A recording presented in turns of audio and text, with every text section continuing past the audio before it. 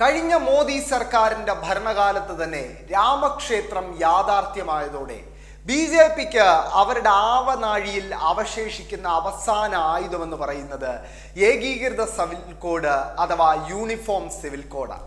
ആ uniform civil code ഇത്തവണ നടപ്പാക്കാൻ സഖ്യകക്ഷികളുടെ ദേവിൽ ഭരണം നടത്തുന്ന ബി.ജെ.പിയെ മതേതര പാർട്ടികളെന്ന് സ്വയം വിളിക്കുന്ന ജെ.ഡി.യുവും ആന്ധ്രാപ്രദേശിലെ ടി.ഡി.പിയും അനുവദിക്കില്ല എന്നാണ് ഇത്രയും നാൾ രാഷ്ട്രീയ നിരീക്ഷകർ വിശ്വസിച്ചിരുന്നത്. എന്നാൽ ഇത്തവണ ജെ.ഡി.യു അതിൻ്റെ നിലപാട് മാറ്റിയിരിക്കുകയാണ്. ജെ.ഡി.യുവിൻ്റെ മുതിർന്ന നേതാവായിട്ടുള്ള കെ.സി. ത്യാഗി ഇന്ത്യൻ എക്സ്പ്രസിന് നൽകിയ അഭിമുഖത്തിൽ പറയുന്നത് ജെ.ഡി.യു ഏകീകൃത സിവിൽ കോഡിനെ അംഗീകരിക്കുന്നുവെന്നും ഈ വിഷയത്തിൽ എൻ.ഡി.എ സർക്കാരിൻ്റെ നയം ശരിയാണെന്നുമാണ് ജെ.ഡി.യുവിൻ്റെ മുതിർന്ന നേതാക്കളിൽ ഒരാളായ കെ.സി. ത്യാഗി വ്യക്തമാക്കിയിരിക്കുന്നത്. അതായത് ഇത് ജെ.ഡി.യുവിൻ്റെ പാർട്ടി നയമാണെന്ന കാര്യം ഉറപ്പായിരിക്കുകയാണ്.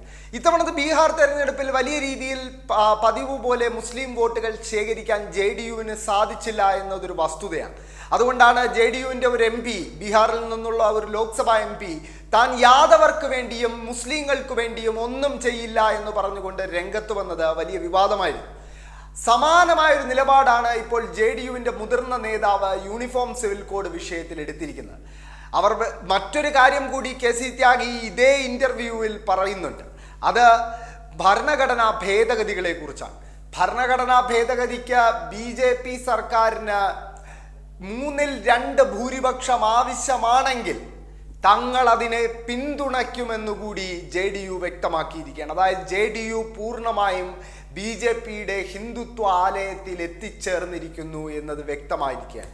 അപ്പോൾ ഈ ഭരണകാലത്ത് തന്നെ, ഈ മൂന്നാം എൻ.ഡി.എ സർക്കാരിൻ്റെ ഭരണകാലത്ത് തന്നെ യൂണിഫോം സിവിൽ കോഡ് വരും എന്ന കാര്യം ഏതാണ്ട് ഉറപ്പായിരിക്കുകയാണ്. നമുക്കറിയാം, നിലവിൽ തന്നെ ബി.ജെ.പി ഭരിക്കുന്ന ഒരു സംസ്ഥാനം യൂണിഫോം സിവിൽ കോഡ് നടപ്പാക്കി കഴിഞ്ഞു. അത് ഉത്തരാഖണ്ഡാണ്. ഉത്തരാഖണ്ഡിൽ യൂണിഫോം സിവിൽ കോഡും മറ്റ് വിഷയങ്ങളും ഉപയോഗിച്ചുകൊണ്ട് ബി.ജെ.പി നടത്തിയ വർഗീയ വിഭജനം അത് ഫലം കണ്ടു എന്ന് ലോക്സഭാ തെരഞ്ഞെടുപ്പ് ഫലം വ്യക്തമാക്കിയിരുന്നു. കാരണം മറ്റ് സംസ്ഥാനങ്ങളിൽ, ഉത്തർപ്രദേശും ബീഹാറും മഹാരാഷ്ട്രയും പോലുള്ള സംസ്ഥാനങ്ങളിൽ ബി.ജെ.പി വലിയ തിരിച്ചടി നേരിട്ടപ്പോഴും യൂണിഫോം സിവിൽ കോഡ് ഉൾപ്പെടെ ഉപയോഗിച്ചുകൊണ്ട് ബി.ജെ.പി കൃത്യമായി വർഗീയ വിഭജനം നടത്തിയ ഉത്തരാഖണ്ഡിൽ ബി.ജെ.പി 5 ലോക്സഭാ സീറ്റും വിജയിക്കുന്നത് നമ്മൾ കണ്ടു. സമാനമായൊരു തന്ത്രമായിരിക്കും ബി.ജെ.പി രാജ്യമെമ്പാടും പ്രയോഗിക്കാൻ ശ്രമിക്കുക.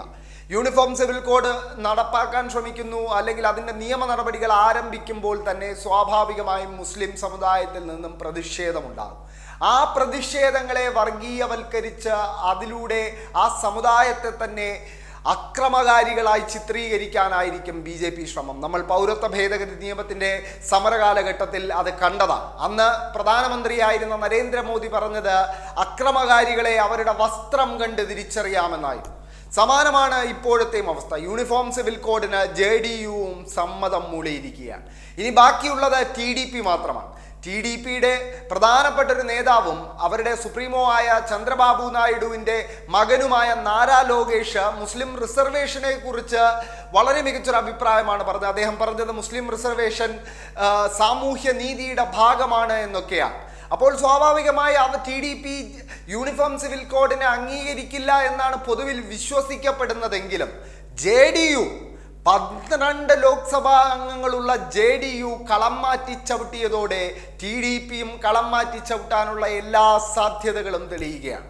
ഇത്തവണ ബീഹാറിൽ ജെ.ഡി.യുവിൻ്റെ കളം മാറ്റം ഒന്ന് മാത്രമാണ് ബി.ജെ.പിയെ വലിയൊരു പരാജയത്തിൽ നിന്നും, ഒരുപക്ഷെ ഭരണം നഷ്ടപ്പെടുന്നതിൽ നിന്ന് പോലും രക്ഷിച്ചത് എന്നതാണ് യാഥാർത്ഥ്യം. ഇന്ത്യ സഖ്യം എന്ന ഇന്ന് കാണുന്ന ഇന്ത്യ സഖ്യത്തെ രൂപീകരിക്കാൻ ആദ്യം ശ്രമങ്ങൾ ആരംഭിച്ചത് ജെ.ഡി.യുവിൻ്റെ നേതാവായിട്ടുള്ള നിതീഷ് കുമാർ ആയിരുന്നു.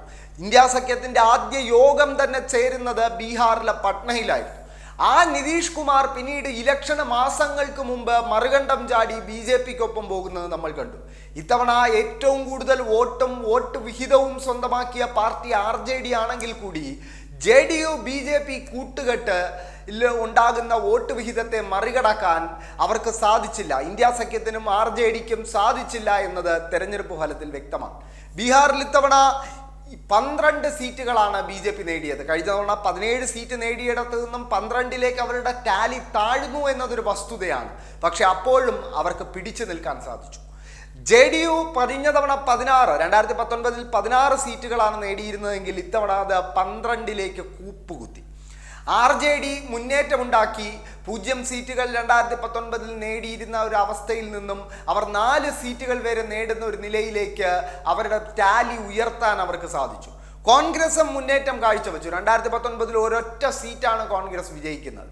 അവിടെ നിന്ന് 3 സീറ്റ് വിജയിക്കുന്ന അവസ്ഥയിലേക്ക് എത്താൻ ഈ പറയുന്ന കോൺഗ്രസിന് സാധിച്ചു. ഏറ്റവും മുന്നേറ്റം ഉണ്ടാക്കുന്നത് CPIML ലിബറേഷൻ എന്ന കമ്മ്യൂണിസ്റ്റ് പാർട്ടിയാണ്. CPIML ലിബറേഷൻ 2 ലോക്സഭാ അംഗങ്ങളെ ബീഹാറിൽ നിന്നും വിജയിപ്പിച്ചെടുത്തു എന്നത് ഇടതുപക്ഷ രാഷ്ട്രീയത്തിന് ബീഹാറിന്റെ മണ്ണിൽ ഇപ്പോഴും പ്രസക്തിയുണ്ട് എന്നതിൻ്റെ തെളിവാണ്. എന്തായാലും JDU ഏകീകൃത സിവിൽ കോഡ് വിഷയത്തിൽ കളം മാറ്റിക്കഴിഞ്ഞു. ഇനി ഏതു നിമിഷവും രാജ്യമെമ്പാടും ഏകീകൃത സിവിൽ കോഡ് നടപ്പാക്കുന്ന നടപടികളിലേക്ക് BJP സർക്കാർ കടന്നേക്കാം. അതിൻ്റെ സൂചനകളാണ് ഇപ്പോൾ KC ത്യാഗിയുടെ അഭിമുഖത്തിൽ നിന്നും വ്യക്തമാകുന്നത്.